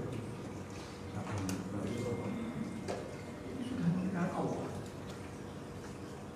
tapi dalam perjalanan mereka mengenal Allah. Gimana pak? Dalam apa? Orang-orang kafir, Iya. orang-orang musyrik, Iya. itu sudah mengenal Allah. Iya. Dalam bacaan selalu Allah. Iya. Tapi dalam konteks apa mereka mengenal Allah? Oke pak, ini bagus banget pertanyaannya.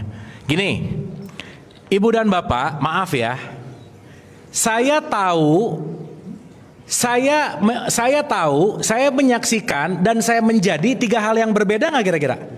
Contoh.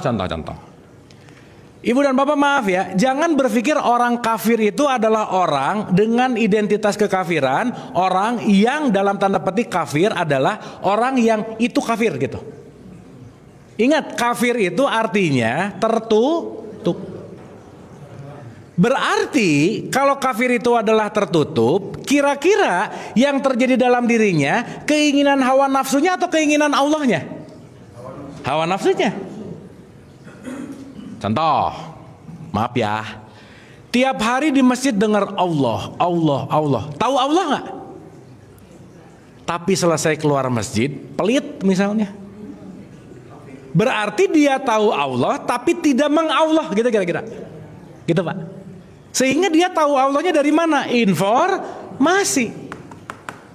Maka orang yang mengallah, yang menyatu dengan dia, bukan hanya tahu nama, bukan hanya tahu tulisan, tetapi sifatnya menjadi sifatku, gitu loh pak kira-kira. Nah maaf nih, bisa nggak orang KTP-nya Islam tapi kafir? Bisa, karena yang Islam baru hanya KTP.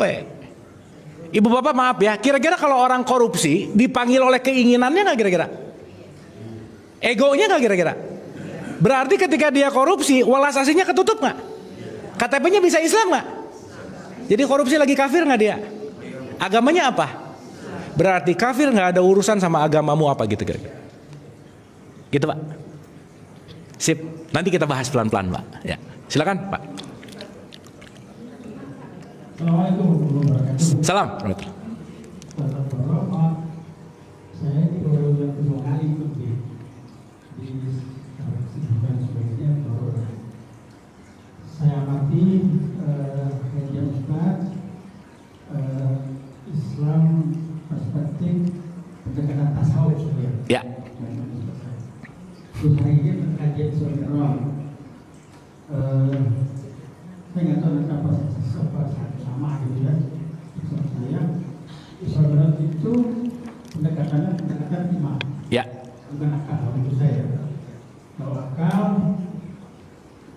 selesai kalau asal begitu ditentukan oleh apalagi yang sebenarnya itu rohnya yang ada sebagai ulama juga tapi mayoritas mereka dengan jasa-jasanya Ya. itu Isra dari roh.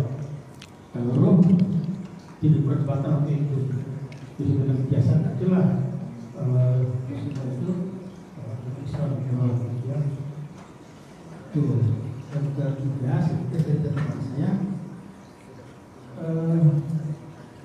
semua itu tadi saat mau sebutkan jauh itu berbicara di hadis tadi itu dengan detail itu Ya. masuk ya. Semua itu kita ungkapkan itu setiap manusia punya hal-hal juga Ya. potensi dari Betul.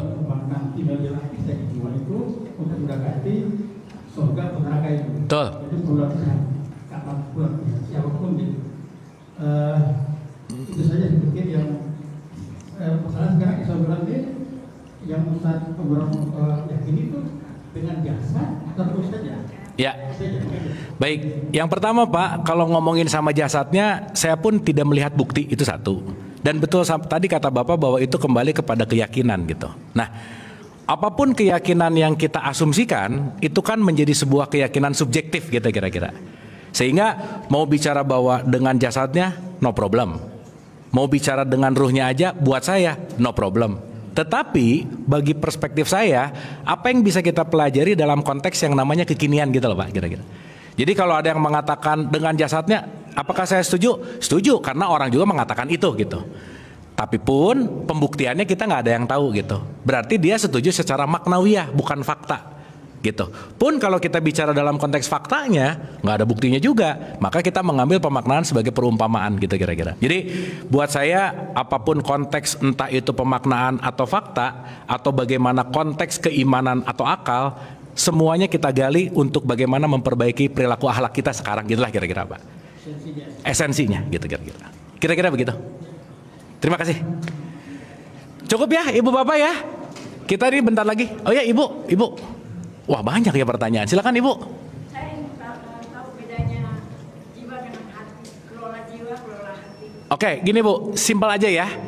Kecerdasan jiwa itu namanya hati. Kecerdasan badan itu namanya otak. Kecerdasan ruh itu namanya nurani. Jadi hati itu adalah kecerdasan dari jiwa gitu. Jadi secara singkat saya jawab dulu simpel sekarang. Jiwa dan hati sama. Membersihkan hati sama dengan membersihkan jiwa. Kira-kira begitu dulu. Sip ya. Ya.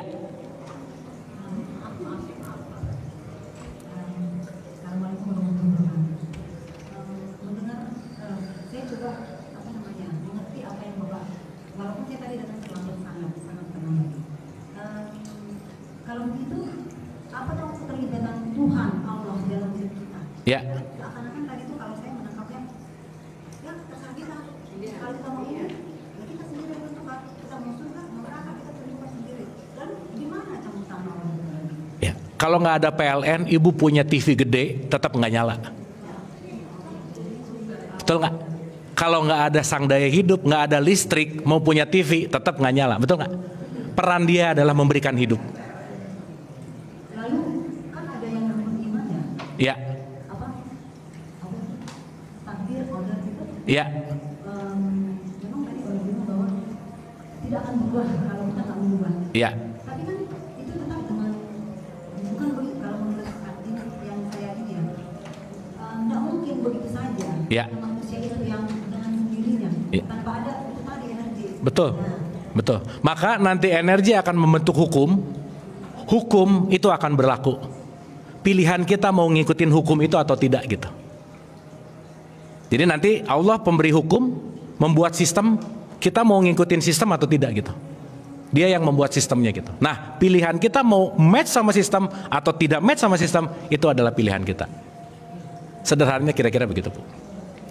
Sip ya, nanti kodar kita akan bahas di next gitu. Ini susah diceritain dalam 5 menit. Oke ya, sip. Oke ya Ibu, satu lagi dikit lagi aja, silakan. Ibu jangan susah-susah nanyanya ya. Ya.